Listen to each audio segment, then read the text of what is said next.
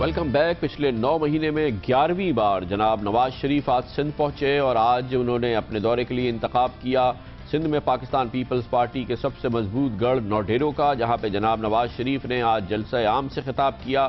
خاصا بڑا جلسہ تھا اور اس کے لیے جناب نواز شریف کے میزبان پاکستان پیپلز پارٹی کے سابق رہنما، سابق وزیر اعلیٰ سردار ممتاز علی بھٹو تھے۔ جناب نواز شریف کے لیے کافی بڑا یہ اجتماع موقع بھی تھا کہ جناب نواز شریف اپنی سیاست کے محور کے حوالے سے، جو پنجاب کے حوالے سے پہچانا جاتا ہے، سندھ کے لوگوں کو بتائیں کہ وہ سندھ سے لگاؤ رکھتے ہیں اور سندھ کی خدمت کرنا چاہتے ہیں، بالکل اسی طرح سے جیسا کہ ان کی حکومت نے پنجاب میں خدمت کی ہے۔ جناب نواز شریف نے آج کی تقریر میں سندھ کے ان لوگوں سے وعدہ بھی کیا کہ اگر ان کی حکومت آئے گی تو اسی قسم کی ترقی جو پنجاب میں دیکھنے میں آ رہی ہے وہ سندھ میں بھی کی جائے گی۔ جناب نواز شریف نے دکھتی رگوں پہ بھی ہاتھ رکھا۔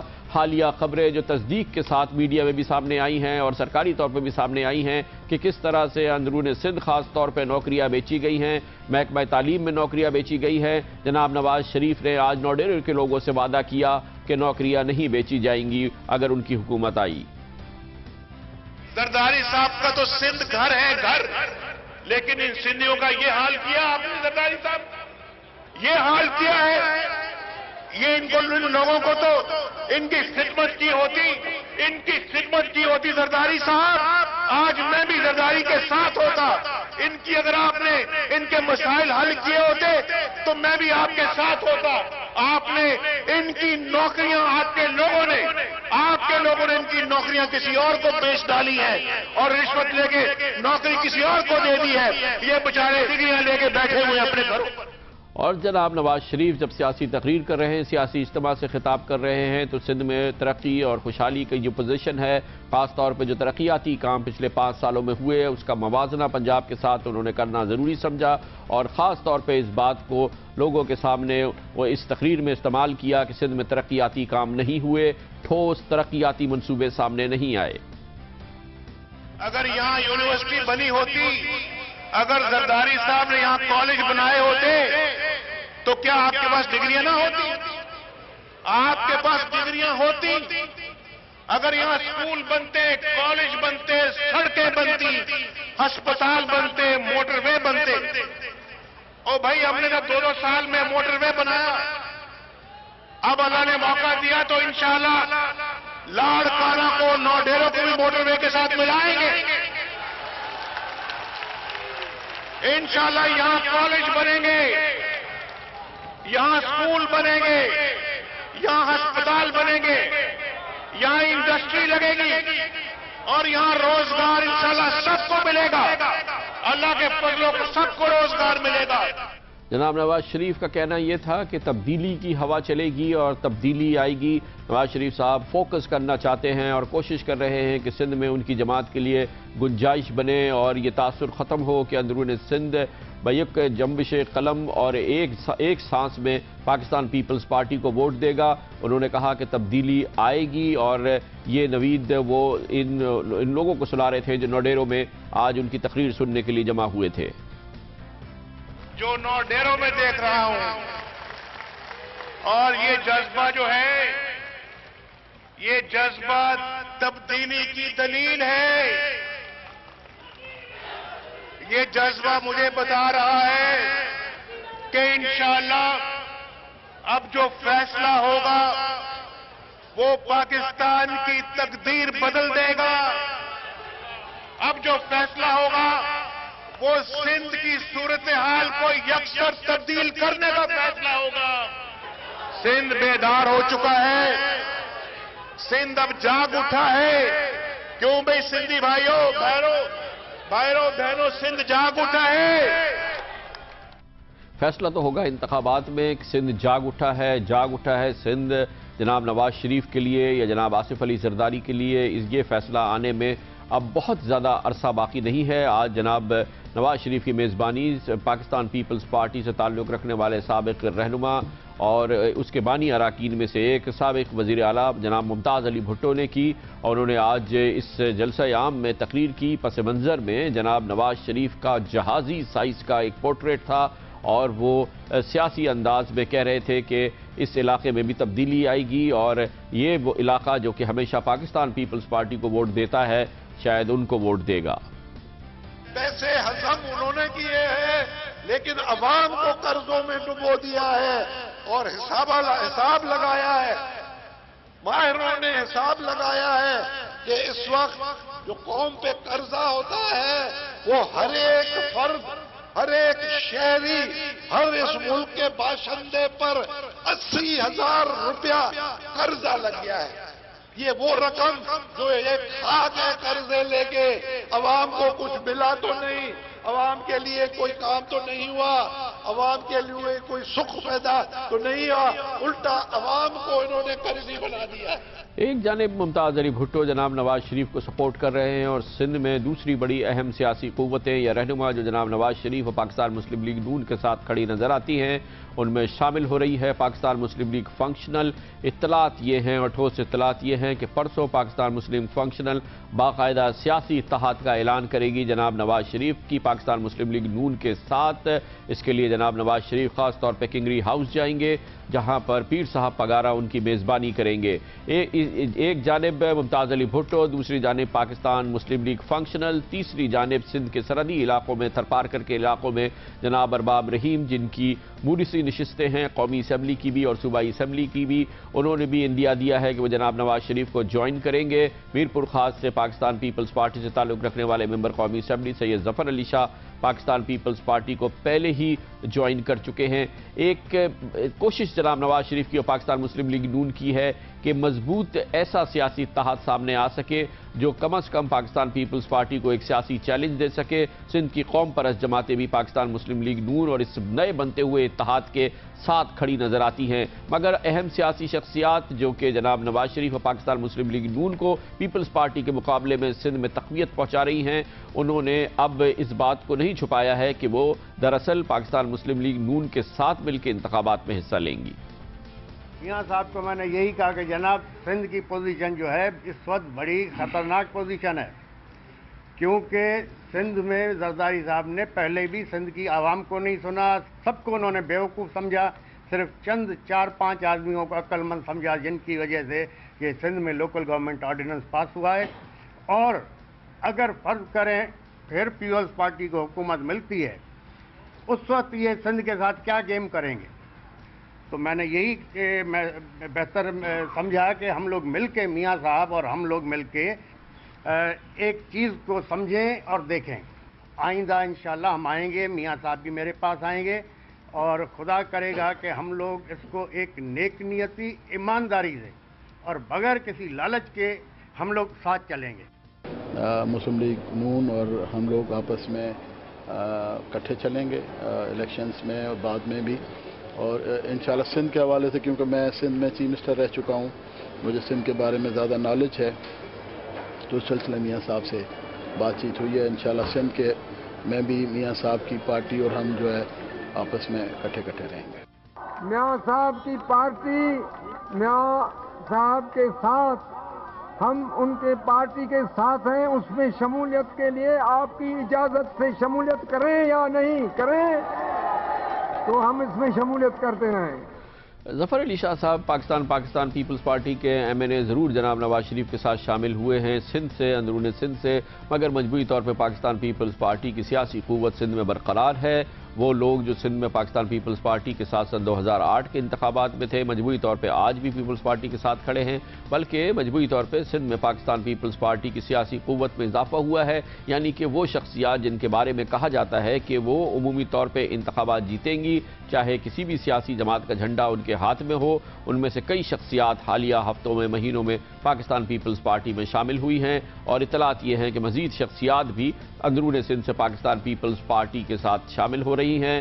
ووٹرز کس کا ساتھ دیں گے اور کیا پاکستان پیپلز پارٹی کا ہی ساتھ دیں گے، یہ فیصلہ اب سے چند مہینوں میں ہونے جا رہا ہے۔ کمرشل بریک اور اس کے بعد ذکر کریں گے۔ اچھی خبر آپ کو دیتے ہیں، ٹنڈو والا یار سندھ کا ایک چھوٹا سا ضلع ہے، یہاں پر نجی ملکیت میں پاکستان ایئر فورس سے منسلک ایک اسکول چلتا ہے۔ ٹنڈو والا یار کا یہ اسکول کیمبرج امتحانات میں بہت آگے نکل گیا ہے، پورے پاکستان میں صرف کراچی گرامر اسکول سے وہ پیچھے ہے۔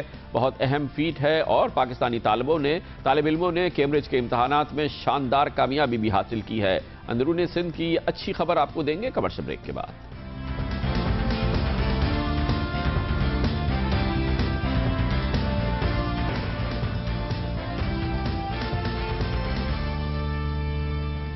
تعلیم کے شعبے میں ظاہر ہے کہ اگر توجہ ہو اور حالات صحیح ہوں تو پاکستان کے بچے، پاکستان کے اسٹوڈنٹ، چاہے وہ شہروں میں رہنے والے ہوں، چاہے اندرون سندھ میں یہ اسکول چل رہے ہوں، آگے نکل سکتے ہیں۔ اور اس کی بہت اچھی خبر آئی ہے، ایگزامز میں کیمبرج کے ایگزامز، او لیول کے ایگزامز کا رزلٹ سامنے آیا ہے۔ پاکستان کے طالب علموں نے، پاکستان کے بچوں نے اس میں ایسے ریکارڈ بھی قائم کیے ہیں جو عالمی سطح کا ریکارڈ ہے۔ ہسٹری میں کراچی کے اسکول کے طالب علم نے ورلڈ ریکارڈ قائم کیا ہے، مگر اس سے زیادہ اہم بات یہ ہے کہ اندرون سندھ میں قائم پاکستان ایئر فورس کے زیر تحت چلنے والے اسکول نے نہ صرف یہ کہ شہروں کے اسکولوں کو پیچھے چھوڑا ہے بلکہ اوور آل بھی انہوں نے بہت ہی شاندار کامیابی حاصل کی ہے۔ اس سلسلے میں سرگودین اسپرٹ پبلک اسکول جو کہ ٹنڈو اللہ یار میں سندھ میں قائم ہے، پاکستان ایئر فورس کے زیر اہتمام چلتا ہے، اس نے جو کامیابی حاصل کی ہے اس سے آگے صرف کراچی گرامر اسکول ہے، باقی اسکولز اس سے پیچھے ہیں۔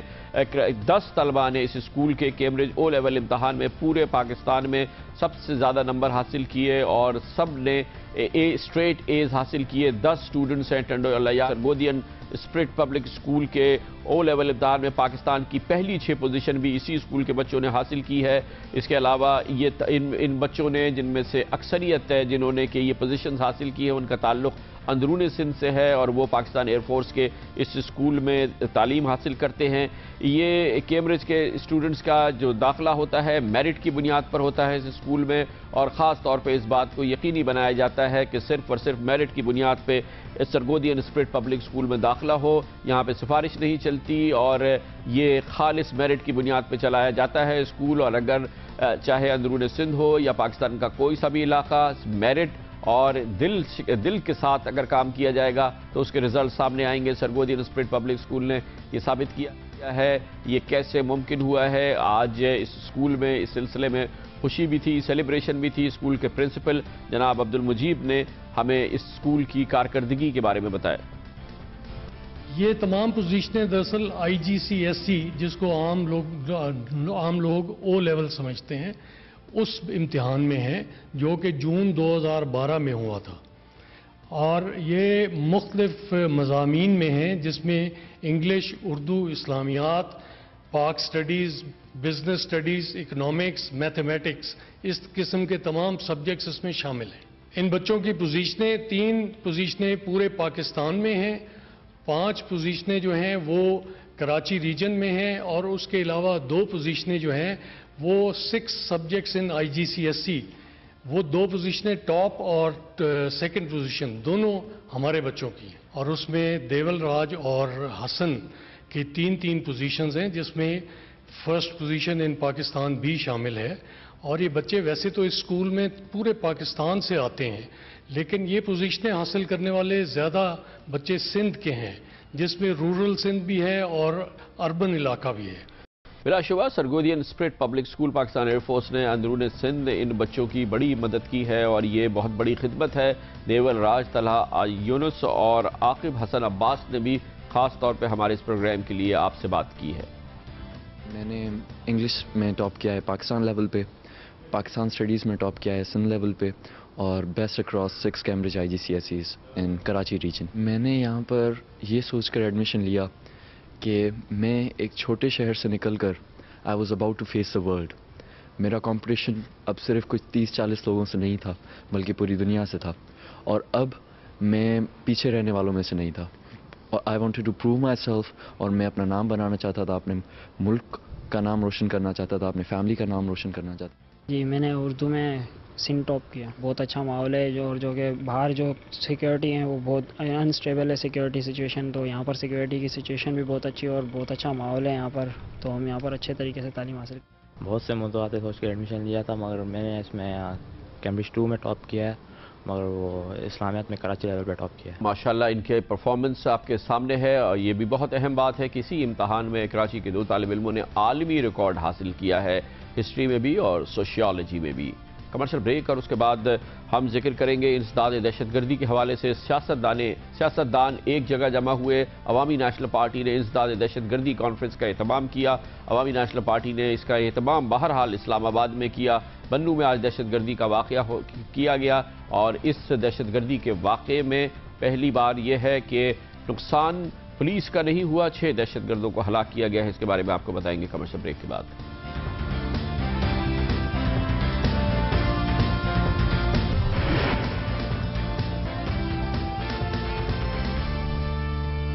Welcome back. اسلام آباد میں آج آل پارٹیز کانفرنس ہوئی. بہت بڑا سیاسی اجتماع تھا, بڑے سیاسی قائدین موجود تھے.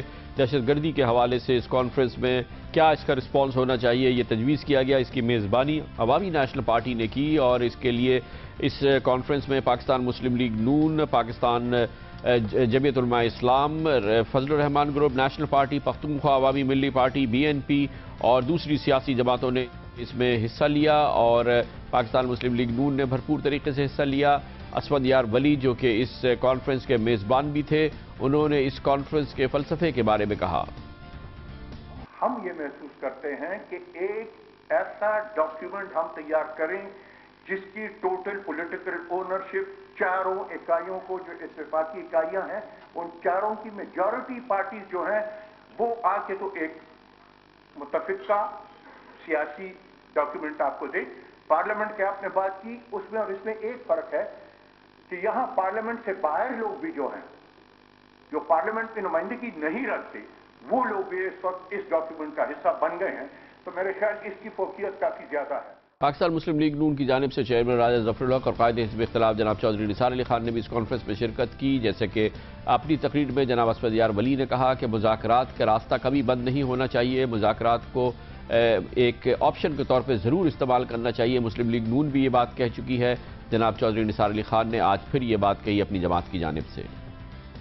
ایک چیز پر اتفاق کیا جائے اور وہ جو پاکستانی قوم کی اس وقت ضرورت ہے اور وہ امن ہے. اس حوالے سے میری پارٹی کہیں بھی جانے کے لیے تیار ہے. امن کی ہر کوشش, ہر ڈائیلاگ کی کوشش میں ہم ساتھ دینے کے لیے تیار ہیں.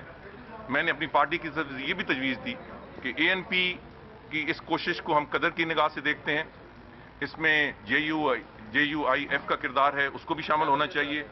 کوئی اور شخص, کوئی اور پارٹی پاکستان میں, بالخصوص فاٹا میں, بلکہ پورے پاکستان میں امن لانے کے حوالے سے کوئی کردار ادا کرتی, ہم اسے خوش آمدید کہیں گے. مگر جس وقت یہ کانفرنس ہو رہی تھی اور جیسا کہ جناب چودھری نثار علی خان اور اسود یار ولی کہہ رہے تھے, امن پاکستانیوں کی, پاکستان کی اولین ضرورت ہے. اور یہی بات آئی سامنے. بنوں میں جس وقت یہ کانفرنس ہو رہی تھی دہشت گرد حملہ ہوا, ایک بار پھر پولیس اسٹیشن کو نشانہ بنایا گیا. لیکن اس دفعہ اطلاعات کے مطابق پولیس نے جوابی کارروائی کی. اس سے پہلے کہ وہ اس کارروائی کا نشانہ, دہشت گرد کارروائی کا نشانہ بنتے, اس جوابی کارروائی میں 6 دہشت گردوں کو ہلاک کیا گیا, جس میں خود کش حملہ آور بھی شامل تھے. اصل ماجرا کیا ہوا اور اس کی کیا تفصیلات ہے, یہ اس کے جاننے کے لیے جاتے ہیں بنوں, جہاں پر موجود ہیں ہمارے کورسپونڈنٹ منظور الدین. منظور, بتائیے گا آج کیا یہ واقعہ ہوا ہے جس میں ان دہشت گردوں کو ہلاک کرنے کا دعویٰ کیا گیا ہے پولیس کی جانب سے؟ بنوں میں میریان پولیس اسٹیشن پر صبح 6:30 بجے 6 خودکش حملہ آوروں نے حملہ کر دیا. خودکش حملہ آور جو کہ دستی بموں اور خودکش جیکٹ سے لیس تھے. پولیس اور خودکش حملہ آوروں کے درمیان تقریباً 1.5 گھنٹے تک فائرنگ کا سلسلہ جاری رہا. اسی اسنا میں سیکورٹی فورسز کے تازہ دم دستے بھی پولیس کی مدد کو پہنچ گئے. سیکورٹی فورس نے تمام خودکش حملہ آور کو گھیرے میں لے کر ہلاک کر دیا, جبکہ بم ڈسپوزل اسکواڈ کے انچارج وصال خان کے مطابق تمام خودکش حملہ آور غیر ملکی تھے. ہر خودکش حملہ آور کی جیکٹ میں 10 کلو بارودی مواد تھا اور تمام ہینڈ گرینیڈ سے بھی لیس تھے. اس تمام کارروائی میں ایک سیکورٹی اہلکار زخمی ہوا, جسے فوری طور پر بنوں CMH ہاسپٹل منتقل کر دیا گیا. بہت مؤثر کارروائی سیکیورٹی اہلکاروں کی بنوں میں, جہاں پر دہشت گردوں کو ہلاک کیا گیا, جن کے بارے میں یہ بھی بتایا گیا کہ وہ تمام کے تمام غیر ملکی تھے. کمرشل بریک اور اس کے بعد ذکر کریں گے کامران فیصل خودکشی یا قتل. نیب کا سابق افسر, اس سلسلے میں متضاد اطلاعات مسلسل آ رہی ہیں اور اس معاملے میں پراسراریت بڑھتی جا رہی ہے. اس کے بارے میں بتائیں گے کمرشل بریک کے بعد.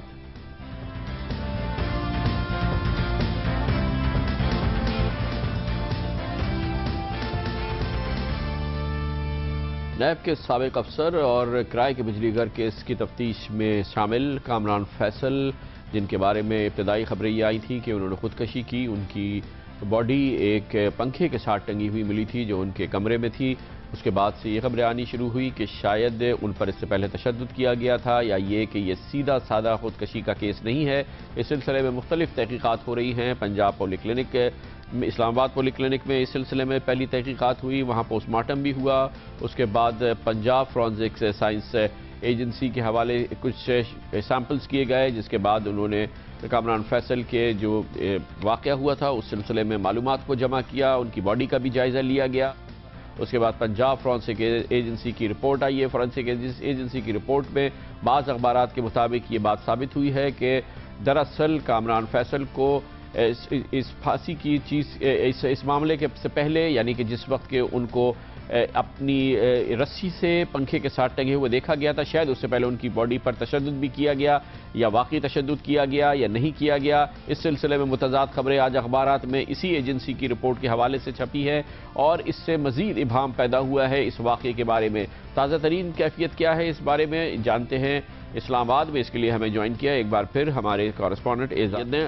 اعزاز, کیا اب کچھ یہ جو ابہام تھا یہ کچھ دور ہوا ہے, کچھ پتہ چلا ہے کلیئرلی کہ Punjab forensic agency science agency report نے کیا کہا اور اوورآل جو پوسٹ مارٹم کی رپورٹ آئی اور دوسری چیزیں آئی, اس کو ملا کے کوئی ایک واضح صورتحال سامنے آ رہی ہے اس واقعے کے بارے میں؟